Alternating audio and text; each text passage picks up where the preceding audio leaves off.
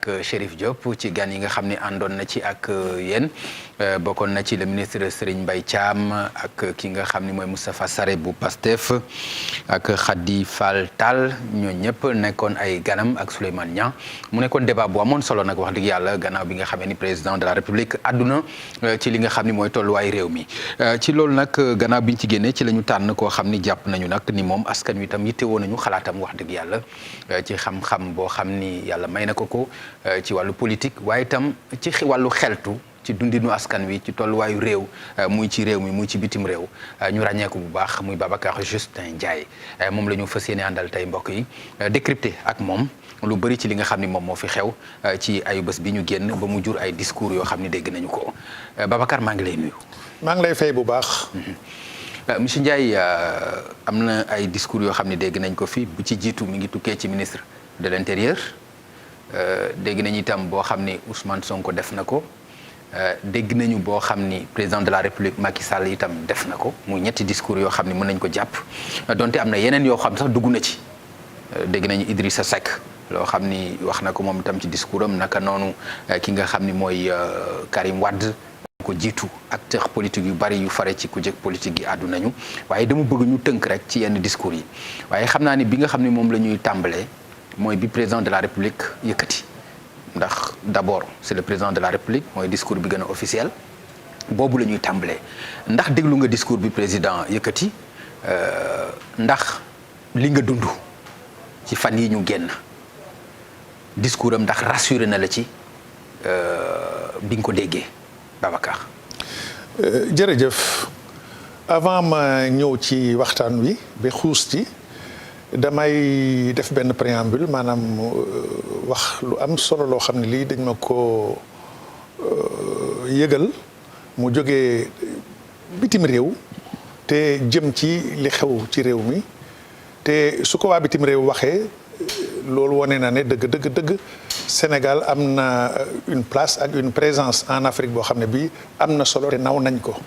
dama am des amis burkinabés des amis nigériens des amis maliens yu ma doon téléphoné au plus fort de la crise di ma yëgal ne ñoom non seulement am nañ jàq-jàq mais am na koo xam ne kii c'est un haut cadre des douanes du Mali daf ma ne dama leen di ñaan yàlla di leen ñaan di sukk di leen ñaan sénégalais yéen bébu leen tàbbi ci coup d'état nee na ma sax je préfère 5 coups d'état par semaine au Mali à un seul coup d'état dans l'histoire politique du Sénégal. te moom jàmbur la. te da ngay xam ne réew yooyu ñun gënuñ leen. ñun ñëpp nous sommes des pays africains souverains indépendants avec hymne et drapeau. su nit ki nekkee ci biti dal di la considérer comme phare considérer la comme lumière considérer la comme locomotive considérer la comme aiguillon normalement waroo koy décevoir. kenn ki sax il m'a dit une expression boo xam ne bii elle est non seulement impeccable mais elle est fabuleuse parce que daf ma ne le Sénégal c'est la fierté institutionnelle de l'Afrique. Il est burkinabé ou le malien?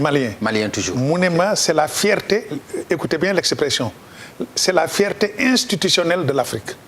Ce qui veut dire que nous avons échappé à l'épidémie de coup d'état militaire en Afrique depuis 1960 bi léegi. Ce qui veut dire que bon quand la corde est raide il ne faut pas tirer davantage parce que soo ko xëccatee rek dafay dagg. yàlla sutural nañu ba une rupture dans le fonctionnement des institutions n'a pas été observée. alors moo tax nag message boobu il fallait que ma wax ko Sénégalais yi won leen ne yéen li ngeen am dafa riirey boo xam ne bii dañ leen naw ci biti. nous avons un héritage fabuleux.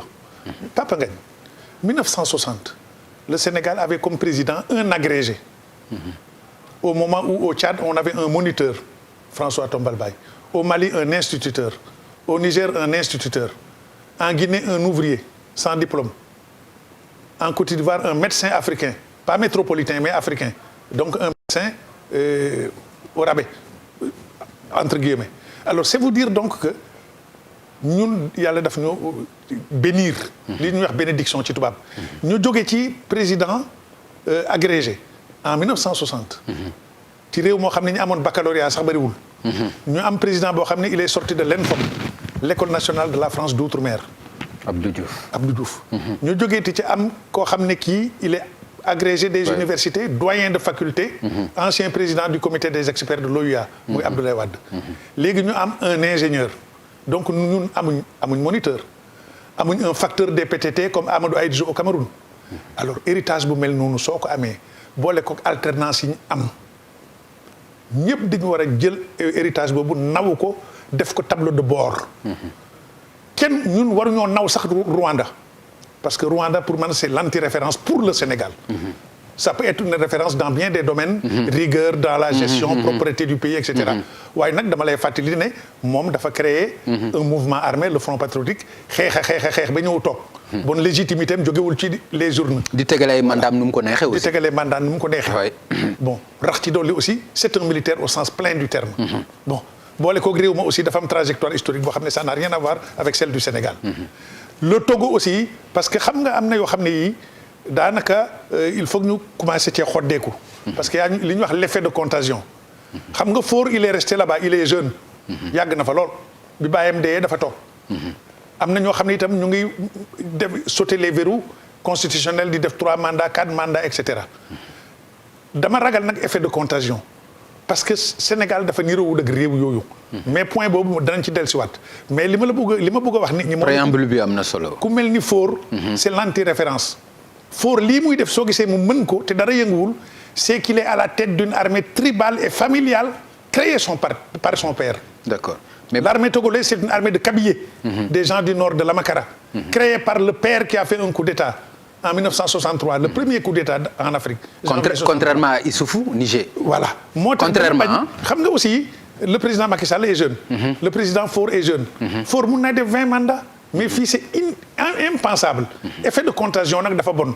parce que parallèle moo gën a bon ci domaine yu mel nii parce que les trajectoires historiques des pays ne sont pas similaires bon nag pour me résumer de l'extérieur on nous regarde de l'extérieur naw nañ ñu de l'extérieur ñu ngi ñuy ñaan di ñu ñaanal yàlla ne buñ basculer tey buñ basculer suba ndax ñun ñooy phare ñun ñooy aiguillon ñun ñooy locomotive mais loolu rek dafa doy donc au Sénégal ce qu'on doit faire c'est l'histoire avec un grand H et non de petites histoires nous devons faire l'histoire te dafa mel ni rôle boo xam ne bi yàlla moo ñu ko assigné man sax je préfère faire l'histoire plutôt que de garder indéfiniment le pouvoir soo defee l'histoire rek tu entres dans l'histoire dans les manuels scolaires bi le général de Gaulle ba léegi kenn du ko fàtte comment on l'appelle le plus illustre des Français te il n'a même pas terminé son deuxième septennat il a quitté en 69 il n'a même pas terminé un deuxième septennat Mobutu a fait 65 mandats mais alors avec quelle trace dans l'histoire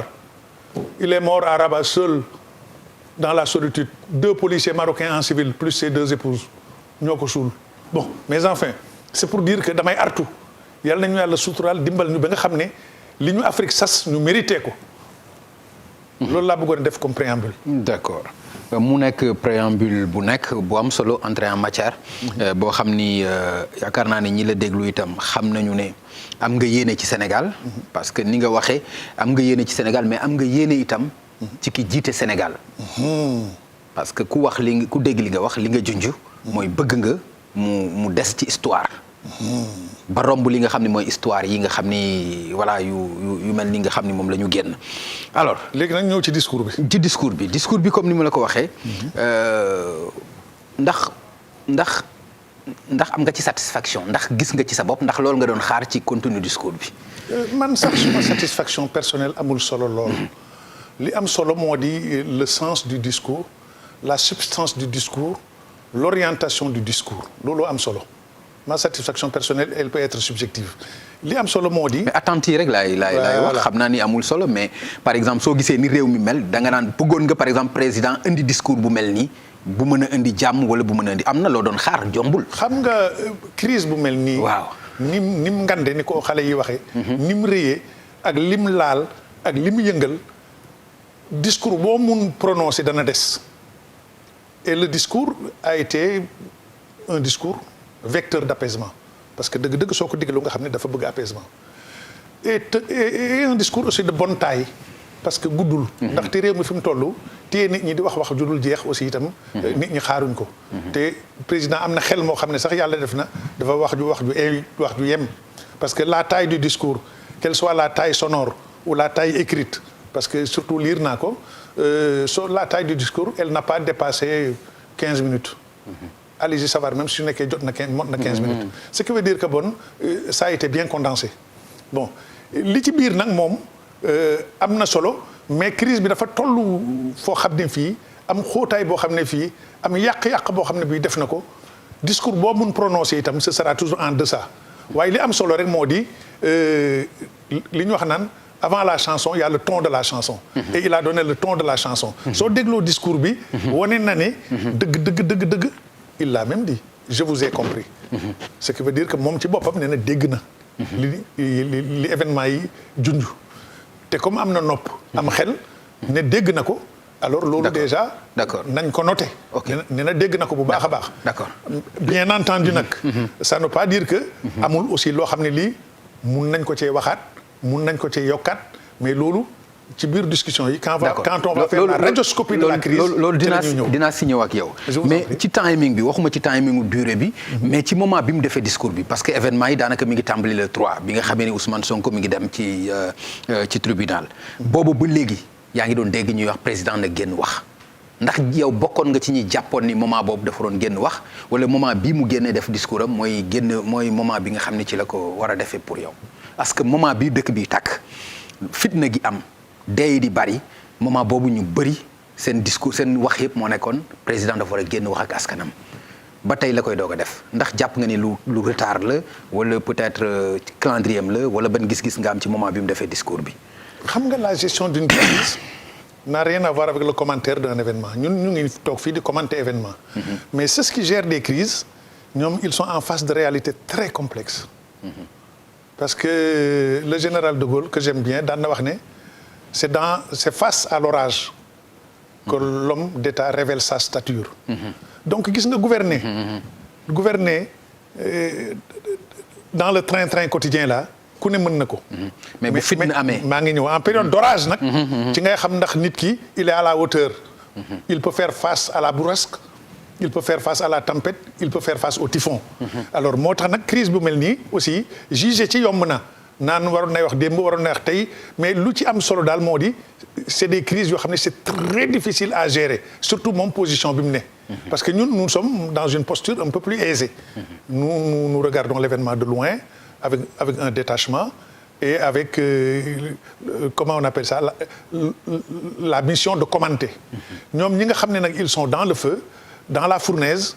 ñoom peut-être aussi ambiance bi ñuy vivre ñun duñ ko vivre donc j'éviterai de noter bien à bien lamentable faible et cetera bon là n'est pas la question. par contre. li nga xam ne nag moo am solo. moo di il faut que ma njort ne. il a pris la mesure de la crise. parce que xam nga discours bi dafa am fond am forme. bon te it la conjoncture obligé mu résumer ko mu gàttal ko mu yemale ko.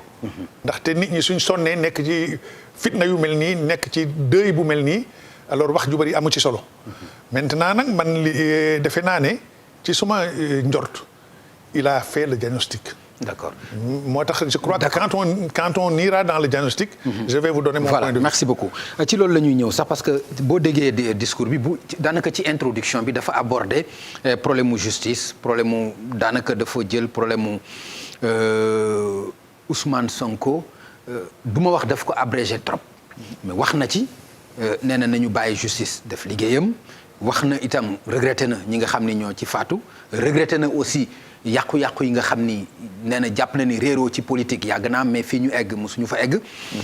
alors loolu wax na ko mais li ëpp ci discours bi yëpp. daf ko jëmale ci jafe-jafe réew mi tolluwaayu réew mi ak ndaw ñi ñàkk liggéey ba mu def ci ay promesses. est-ce que loolu dafay wane ni li xew pour moom dafay wane ni li xew n'a rien à voir ak problème mu Ousmane Sonko mais problème mu askan bi la ci ay doléances yoo xam ni moom daf ko war a régler te xam na ko dina ko régler. man de defe naa ne. secousse bi kenn waru koy def une lecture tronquée kenn waru koy def une lecture approximative kenn waru koy def une lecture biaisée. donc ko war a song bu baax a baax wutal ko saafara si nga xam ne moo war te mun cee jur jàmm mun cee jur aussi sortie de crise foofu nag ñu toll ci diagnostic bi parce que xam nga affaire bi soo ko xoolee affaire de mœurs la de prime abord affaire judiciaire la de prime abord mais xam nga lecture boobu c'est une lecture qui n'est pas fausse elle est vraie mais elle est étroite pourquoi une affaire de mœurs am ampleur bii ba nga xam ne les fondations de notre État ont vibré elles ont été ébranlées. Ah bon, egg na foofu. Oui, dans les fondements de notre État. Non, oui, les fondements. Est-ce que egg na foofu aussi, Babacar? Je pèse bien mes mots. Les fondations institutionnelles, parce que xam nga un désordre n'est jamais petit. Houphouët-Boigny disait je préfère l'injustice au désordre. Parce que l'injustice peut être corrigée, rectifiée. su ma amee 10 francs yow nga am 3 francs soo meree mun naa ekkatiwaat 4 francs jox la mbaa ma dolliwaat la 3 francs. mais désordre moom su xesee bay ñëw rek ñëpp a war a tiit. parce que xam nga fi muy commencer xamoo fi muy teere. tout à l'heure je vous ai dit que la corde quand elle est raide suñ continuer di tirer dafay dagg.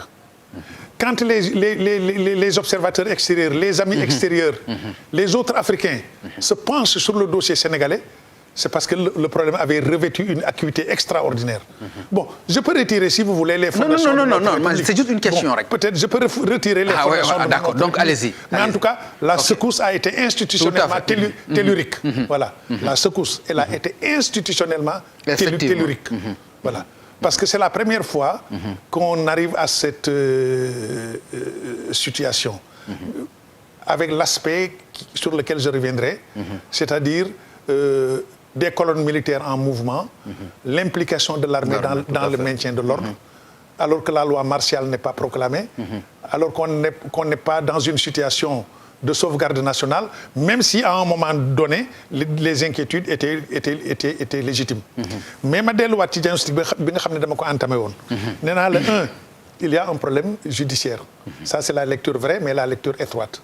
Maintenant, comment à partir d'un point judiciaire, on est arrivé à une crise de cette nature?